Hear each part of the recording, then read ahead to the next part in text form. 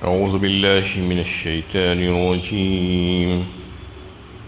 بسم الله الرحمن الرحيم. وإلى ثمود أخاهم صالحا قال يا قوم اعبدوا الله ما لكم من إله غيره قد جاءتكم بينة من ربكم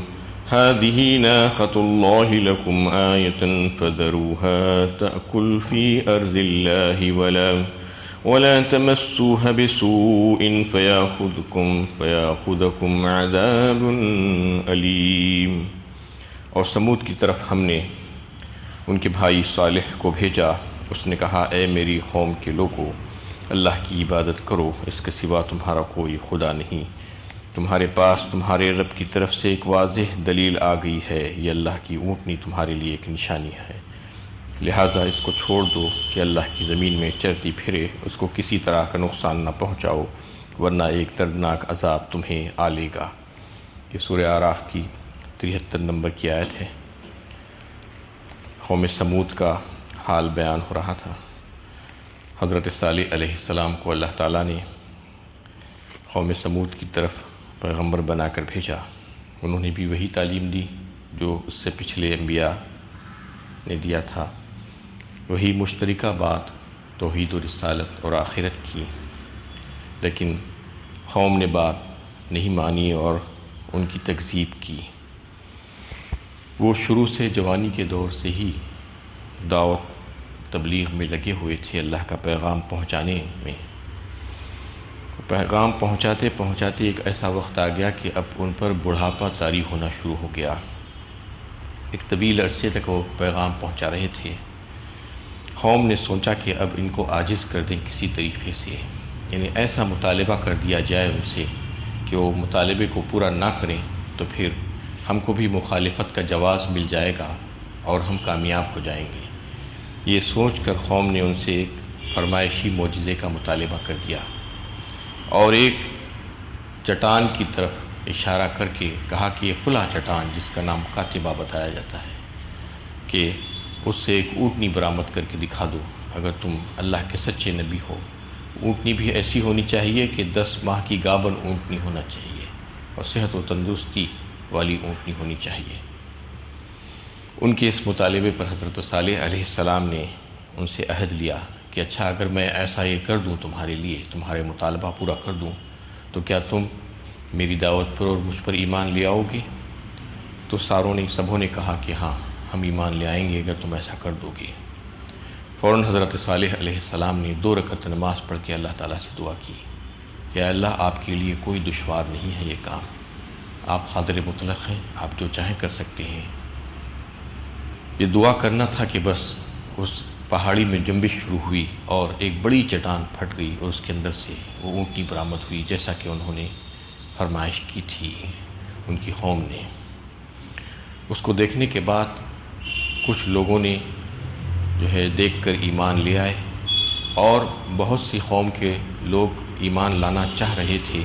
لیکن قوم کے جو بڑے بڑے سردار تھے جس کو اللہ تعالیٰ نے دولت و ثروت اور قوت سے نوازا تھا، وہ مجرمین تھے،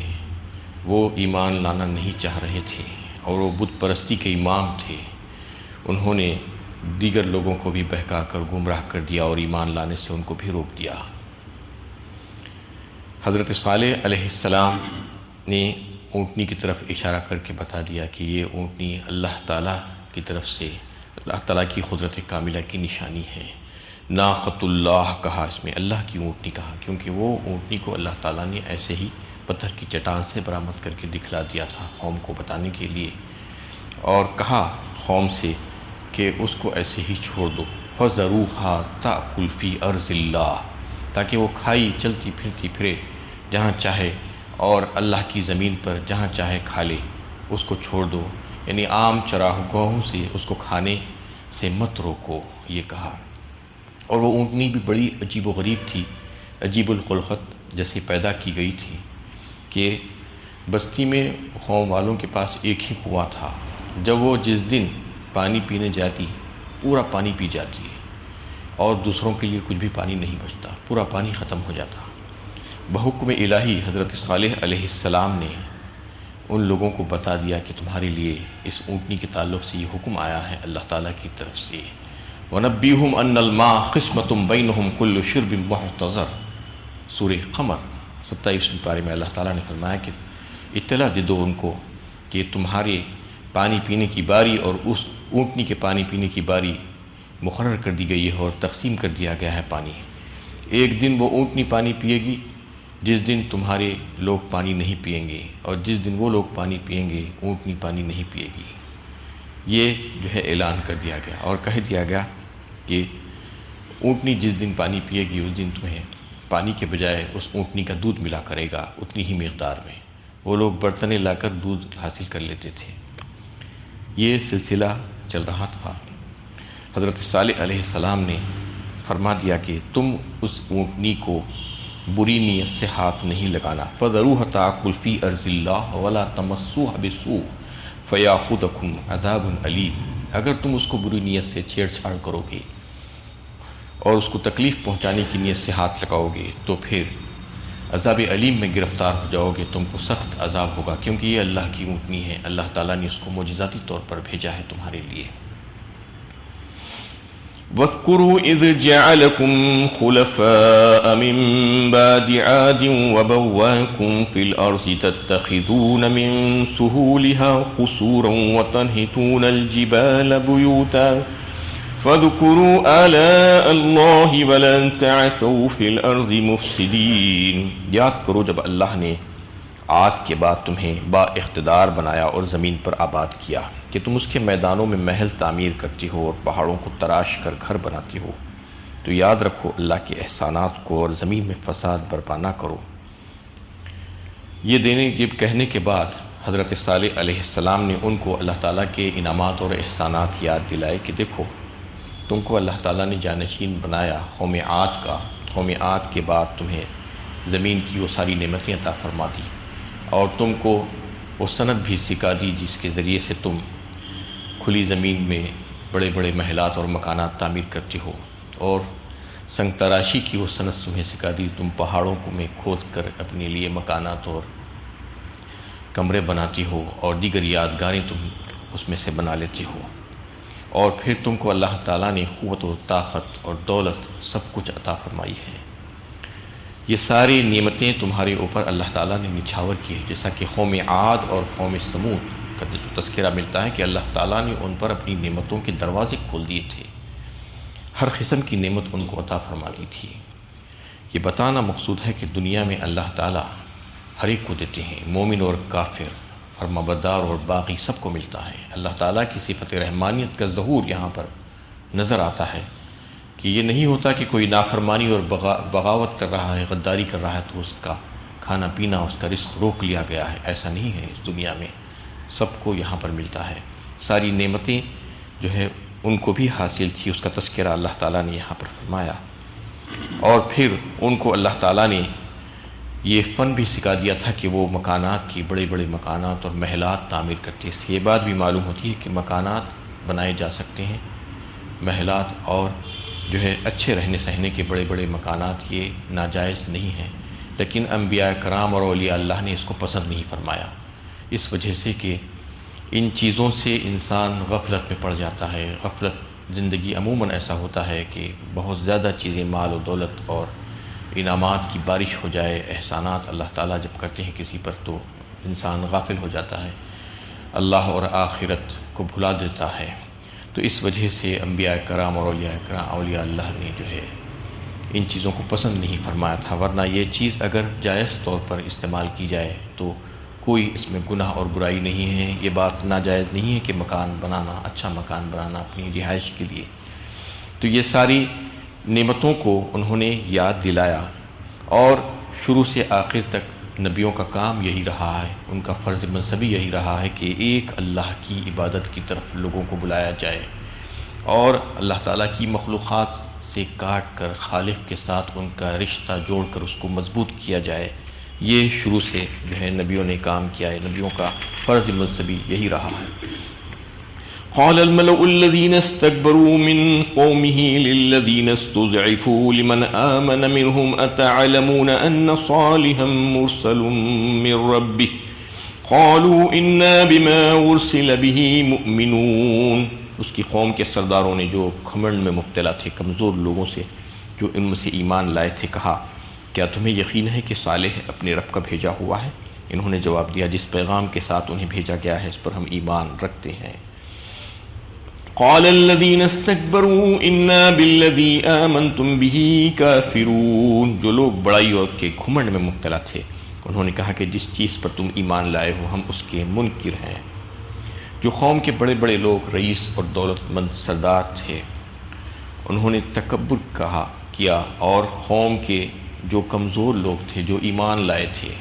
ایمان لانے والوں کو ہمیشہ سے کمزور سمجھا گیا۔ آج بھی ایمان والے بندوں کو ایسا ہی دیکھا جاتا ہے، ان کو کمزور تصور کیا جاتا ہے، اس وقت بھی ایسا ہی ہوتا تھا۔ انہوں نے ان لوگوں سے کہا کیا تم ایمان لاتے ہو، کیا تم یہ یقین رکھتے ہو کہ صالح جو بات کر رہے ہیں وہ صحیح بات ہے اور واقعی میں وہ اللہ کے رسول ہیں؟ تو قوم کے جو لوگ ان پر ایمان لائے تھے اور یقین کر لیے تھے انہوں نے کہا کہ ہاں بالکل ہم اس بات کے قائل ہیں کہ وہ جس دعوت کو لے کر آئے ہیں وہ دعوت حق ہے، وہ پیغام حق ہے، اور ہم نے اس کو قبول کیا اور ہم اس پر ایمان رکھتے ہیں، جس پر وہ متکبر سرداروں نے کہا کہ ہم تو اس پر ایمان نہیں رکھتے جس پر تم ایمان رکھتے ہو، کیونکہ ان کو اللہ تعالیٰ نے بہت مال و دولت اور قوت سے نوازا تھا تو وہ نشے میں مغرور ہو گئے تھے۔ فَعَقَرُوا النَّاقَةَ وَعَتَوْا عَنْ أَمْرِ رَبِّهِمْ وَقَالُوا يَا صَالِحُ ائْتِنَا بِمَا تَعِدُنَا إِن كُنتَ مِنَ الْمُرْسَلِينَ، پھر انہوں نے اس اونٹنی کی کونچیں کاٹ دی اور پوری ڈھٹائی کے ساتھ اپنے رب کے حکم کی خلاف ورزی کی اور کہا اے صالح لے آؤ وہ عذاب جس کی تم ہمیں دھمکی دیتے ہو اگر تم واقعی پیغمبر ہو۔ حضرت صالح علیہ السلام نے اونٹنی کے تعلق سے قوم کو پہلے ہی بتا دیا تھا، خبردار کر دیا تھا کہ اس اونٹنی کو ہاتھ نہیں لگانا بری نیت سے ورنہ تم عذاب میں گرفتار ہو جاؤ گے۔ لیکن چونکہ وہ اونٹنی پانی پی جاتی تھی ایک دن پورا تو وہ لوگوں کو اس سے تکلیف ہو رہی تھی، وہ چاہتے تھے کہ کسی طریقے سے یہ اونٹنی ہلاک ہو جائے۔ پہلے تو انہوں نے مطالبہ کیا، جب مطالبہ ان کا پورا کر دیا گیا تو وہ اونٹنی سے ان کو تکلیف ہونے لگی، لیکن یہ خوف بھی تھا کہ اگر اس کو ہاتھ لگائیں گے ماریں گے تو پھر اللہ کا عذاب آ جائے گا، اس لیے خاموش بیٹھے ہوئے تھے۔ لیکن شیطان تو جو ہے چاہتا ہے کہ ہلاک و برباد کر دے لوگوں کو۔ شیطان نے کچھ لوگوں کو اس پر اکسایا اور قوم کی دو انتہائی خوبصورت اور حسین و جمیل عورتیں آگے آئی اور چیلنج کیا کہ کون ہے تم میں سے جو اس اونٹنی کو مار ڈالے، اگر کوئی یہ کام کرے گا تو ہم اور ہماری بیٹیاں تمہارے لیے حاضر ہیں، تم جس کو چاہے لے سکتے ہو۔ اس پر دو بدبختوں نے اٹھ کر اس بات کو قبول کیا جو نشے میں مدہوش تھے، ایک نے اس کے اوپر وار کیا تیر سے اور دوسرے نے اس کی کونچیں کاٹ ڈالی، اس کے پیروں کو کاٹ کر اس کو ہلاک کر دیا۔ اذ انبعث اشقاها وقال لهم رسول الله ناقۃ اللہ وسقیاها فکذبوه فعقروها۔ سورہ شمس میں اللہ تعالیٰ نے اس کا تذکرہ فرمایا کہ یہ بدبخت قوم کے جو تھے انتہائی بدبخت ترین لوگ تھے جنہوں نے قوم کو تباہ و برباد کر دیا، ان کی وجہ سے عذاب آیا سارے لوگوں پر، تو انہوں نے ایسا کیا جبکہ ان کے رسول نے ان کو اس بات سے ٹوکا تھا اور کہا تھا کہ اس کو کھانے پینے کے لیے چھوڑ دو، یہ اللہ کی اونٹنی ہے، اس کو ہاتھ مت لگاؤ، لیکن انہوں نے ان کو جھٹلایا اپنے رسول کو اور اس کی پرواہ نہیں کی، ان کی بات کی، تو اس طریقے سے انہوں نے وہ کام کر دیا جس سے ان کو منع کیا گیا تھا۔ جب حضرت صالح علیہ السلام کو اس بات کا پتہ چلا تو وہ آ کر ان سے انہوں نے کہا کہ اب تم نے وہ کام کر دیا ہے جس سے تمہیں روکا گیا تھا، اب تم عذاب کے لیے تیار ہو جاؤ، اب تمہارے لیے زندگی میں صرف 3 دن بچے ہیں۔ فَتَمَتَّعُوا فِي دَارِكُمْ 3 أَيَّامٍ ذَلِكَ وَعْدٌ غَيْرُ مَكْذُوبٍ۔ سورہ ہود 12ویں پارے میں اللہ تعالیٰ نے اس کا تذکرہ فرمایا کہ تم کھا لو پی لو اور یعنی عیش کر لو یہ 3 دن کے بعد تمہارے اوپر عذاب آنے والا ہے۔ وہ لوگوں نے کہا کہ اچھا تم جس عذاب کا ہم کو ڈراتے ہو لے آؤ عذاب، اور مزاح کرنے لگے بجائے یہ کہ خوف کرنے کے ڈرنے کے، کہ ان سے پوچھا کہ اچھا عذاب کیسے آئے گا، کس طریقے سے آئے گا، کہاں سے آئے گا، اس کی علامتیں کیا ہوگی، تو اس کی علامتیں بھی حضرت صالح علیہ السلام نے ان کو بتائی کہ عذاب ایسے آئے گا کہ کل کا دن جمعرات کا دن ہے، جمعرات کے دن تمہارے چہرے جو ہے زرد ہو جائیں گے، تم سب کے چہرے، اس میں کسی کے لیے کوئی مستثنی نہیں ہے، سب عورت مرد بچے بوڑھے، اور پرسوں کا دن جو ہوگا جمعے کا دن، اس دن تمہارے چہرے جو ہے انہیں لال ہو جائیں گے، اور اس کے بعد کا جو دن ہوگا ہفتے کا دن، اس دن تمہارے چہرے سیاہ ہو جائیں گے، وہ آخری دن ہوگا تمہارا، یعنی پہلے زرد پڑ جائیں گے، پھر جو ہے لال پڑ جائیں گے، اس کے بعد پھر سیاہ ہو جائیں گے، وہ دن آخری دن ہوگا تمہاری زندگی کا۔ تو یہ سننے کے بعد بھی قوم نے توبہ استغفار نہیں کی، اللہ تعالیٰ سے معافی نہیں مانگی، بلکہ حضرت صالح علیہ السلام کو قتل کرنے کے در پہ پڑ گئے اور چاہا کہ ان کو مار ہی ڈالیں گے تو قصہ ختم ہو جائے گا۔ اس کا تذکرہ سورہ نمل 19ویں پارے میں اللہ تعالیٰ نے تذکیہ وَقَانَ فِي الْمَدِينَةِ تِسْعَةُ رَهْطٍ يُفْسِدُونَ فِي الْأَرْضِ فرمایا، یعنی اس میں سے قوم میں کے 9 بدبختوں نے جو ہے یہ ٹھان لی کہ 9 لوگ جو اشرار تھے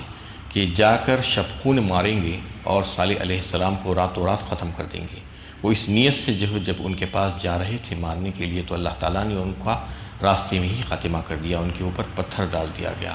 اور وہ وہیں پر ختم ہو گئے۔ یہ جو ہے دیکھنا تھا اور حالات بدل رہے تھے، جیسا کہ جو ہے عذاب کا حضرت صالح علیہ السلام نے بحکم الہی ان سے وعدہ کر لیا تھا کہ پہلے دن جب آیا تو چہرے زرد پڑے، تو پھر اس کے بعد بھی انہوں نے جو ہے اللہ تعالیٰ کی طرف رجوع نہیں کیا اور صالح علیہ السلام کے پیچھے پڑے رہے کہ ان کو قتل کر ڈالیں گے۔ دوسرا دن آیا اور تیسرا دن آیا، بالکل اسی کے مطابق جیسا کہ انہوں نے فرما دیا تھا ویسا ہی ہو رہا تھا۔ اب آخری دن وہ بالکل مجبور ہو گئے اور مایوس ہو گئے اپنی زندگی سے اور بیٹھ گئے۔ اس کے بعد پھر ان کے اوپر جو عذاب آیا تو زمین سے زلزلہ آیا، فَأَخَذَتْهُمُ الرَّجْفَةُ فرمایا اللہ تعالیٰ نے یہاں پر، اور ایک مقام پر صیحہ بھی فرمایا، چیخ بھی آئی ایک زوردار جو ہے آسمان سے، انہیں نیچے سے زلزلہ زمین کو ہلا کر رکھ دیا گیا، فی دارہم جاثمین فرمایا۔ اس کے بعد جو ہے وہ پڑے کے پڑے رہ گئے۔ فَتَوَلَّى عَنْهُمْ فَأَخَذَتْهُمُ الرَّجْفَةُ فَأَصْبَحُوا فِي دَارِهِمْ جَاثِمِينَ، بالآخر انہیں ایک لرزا دینے والی آفت نے آ لیا اور وہ اپنے گھروں میں اوندھے پڑے رہ گئے۔ ایک عذاب تو ان کے اوپر یہ آیا کہ رجفہ کا عذاب، رجفہ کہتے ہیں زلزلے کو، زمین کو ہلا دیا گیا، اور صیحہ کا عذاب بھی آیا۔ سورہ ہود اور دیگر مقامات پر اللہ تعالیٰ نے فرمایا کہ ایک دلدوز چیخ آئی، وہ چیخ سے جو ہے سب بجھ کر رہ گئے۔ فَأَصْبَحُوا فِي دَارِهِمْ جَاثِمِينَ، سب کے سب ہلاک کر دیے گئے، ختم کر دیے گئے۔ فَتَوَلَّى عَنْهُمْ وَقَالَ يَا قَوْمِ لَقَدْ أَبْلَغْتُكُمْ رِسَالَةَ رَبِّي وَنَصَحْتُ لَكُمْ وَلَكِنْ لَا تُحِبُّونَ النَّاصِحِينَ، اور وہ ان کو چھوڑ کر یہ کہتا ہوا نکل گیا کہ اے میری قوم کے لوگوں، میں نے اپنے رب کا پیغام تمہیں پہنچا دیا اور میں تمہاری خیر خواہی کی، مگر تم خیر خواہوں کو پسند ہی نہیں کرتے۔ اس پر صالح علیہ السلام وہاں سے پلٹے اور اس مقام سے نکل کر کہیں اور پر چلے گئے۔ روایتوں میں آتا ہے کہ حضرموت چلے گئے یا مکہ معظمہ چلے گئے، وہاں پر جا کر بس گئے۔ جاتے جاتے انہوں نے قوم سے خطاب کیا کہ میں نے تمہاری پوری خیر خواہی کی، تم کو نصیحت کی، تم کو روکا ٹوکا، لیکن تم نے بات نہیں مانی اور تسلیم نہیں کی، کیونکہ تم خیر خواہوں کو پسند ہی نہیں کرتے تم لوگ۔ یہ کہہ کر وہاں سے وہ نکل گئے۔ وآخر دعوانا ان الحمد للہ رب العالمین۔